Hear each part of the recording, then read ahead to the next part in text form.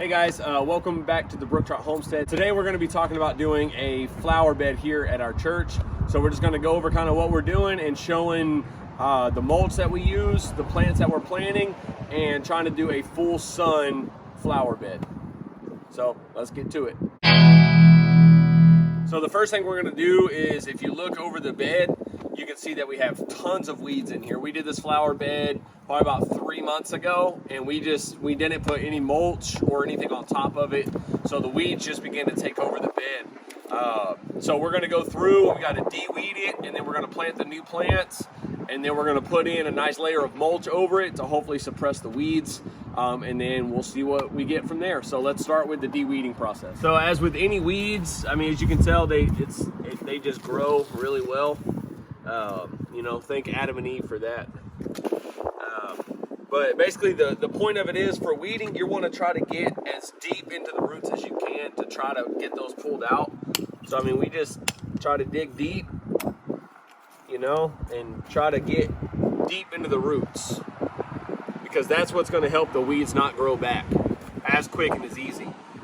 So you want to try to get as much of the root system up as you can with the weeds.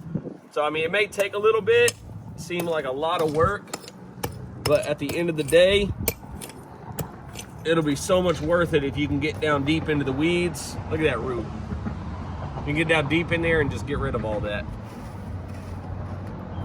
So I'm going to continue on this bed here, and once we get a little further down, we may show you another clip of it. But we're going to try to knock all this out the best we can and then begin to plant.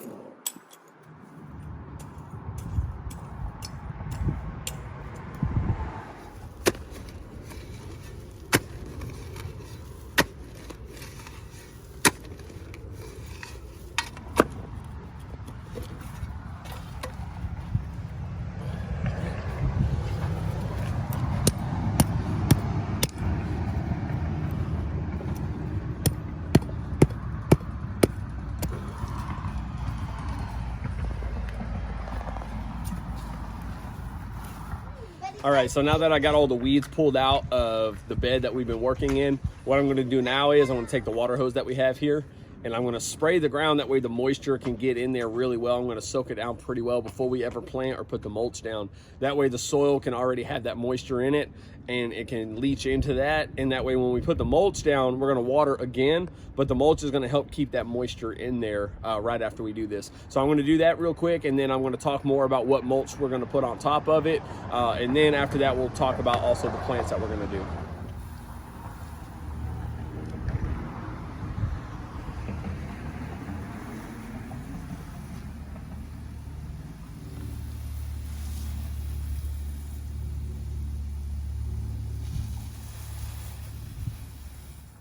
Okay, so now it's time to talk about the mulch that we got.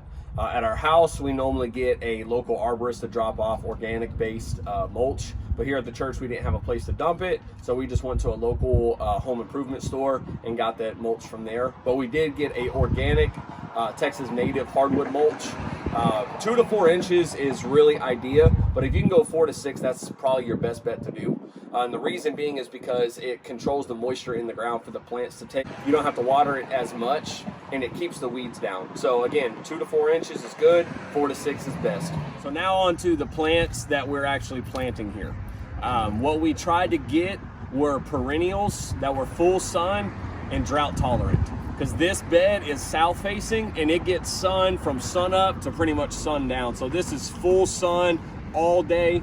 This is not a flower bed that we are able to come and water all the time, so it does not get much water. So this right here is what you call a sun trumpet. We planted these about 3 months ago, I believe, 2 or 3, somewhere around there. And as you can tell, I think they were probably about maybe 1.5 feet, 2 foot at most when we planted them, and now they're up to 5 to 6 foot on some of these. We're actually having to prune these back a little bit so they won't keep growing so tall. But these are doing great. These here are Coreopsis. We planted these at the same time. These are not as fast growing, but these do grow a little tall. The problem with these are we did not water them properly when we first planted them. We weren't taking care of them until the roots were established, and we didn't put any mulch on it. We just put down compost, planted into that, and let it go. We watered it maybe 3 times, I think, within the first 2 or 3 weeks. So they were neglected. Luckily, they survived through that. So we're going to mulch it, continue to water it, and hopefully it maintains and really starts to flourish next year for us.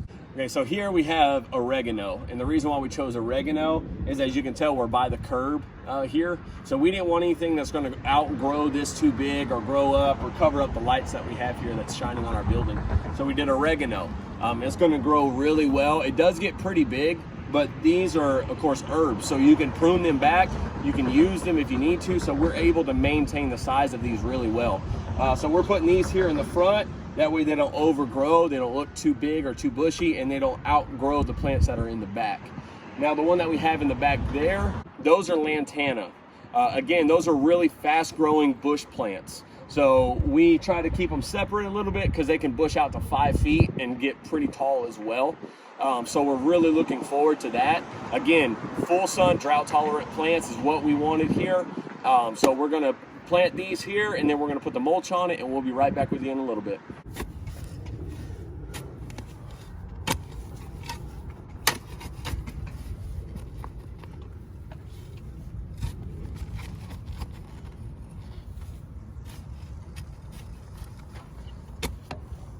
So once you get your hole pretty much dug and ready, you want to make sure that you don't plant it too deep.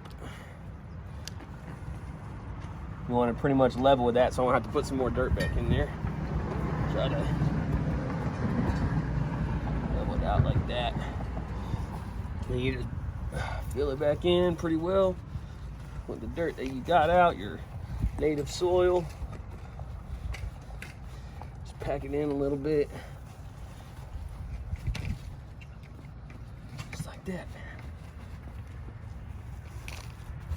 And like I said, then we'll come back and mulch around all this and keep it there. And whenever you plant, you always want to try to get the pretty facing of the plant, the best looking side of it, I guess you could say, pointing to, you know, where people are going to see. So there's an ugly side of the plant, just point it away, let the pretty side come out. And once you get it all this way, we're gonna water it in again, and then we're gonna start putting mulch over it and then water it again. So as you can tell, we got all of our flowers planted and stuff in the ground. Right now we're doing the mulch covering. I'm just dumping the bags out as they are. As you can tell, I just pretty much come, dump it where I think it needs to go, like so. And then I just go out and take it and just spread it around.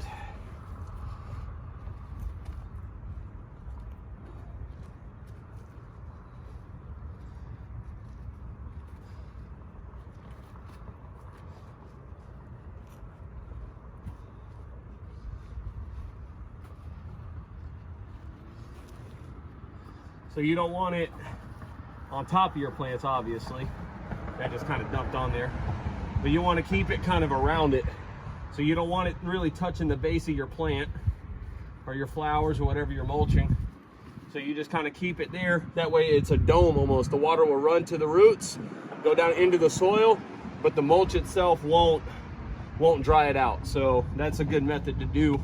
Like I said, we're trying to keep it pretty thick because it's full sun here. It gets really hot here in Texas. So we're trying to keep it thick. That way the moisture stays in that ground as long as possible. The roots are able to grow and develop, and they're able to be very luscious and beautiful plants later on in the year. All right, well, we finally got it all mulched, covered up. So this is our finished product. Again, we're gonna go in, spray it down one more time, give it a really good soak this time.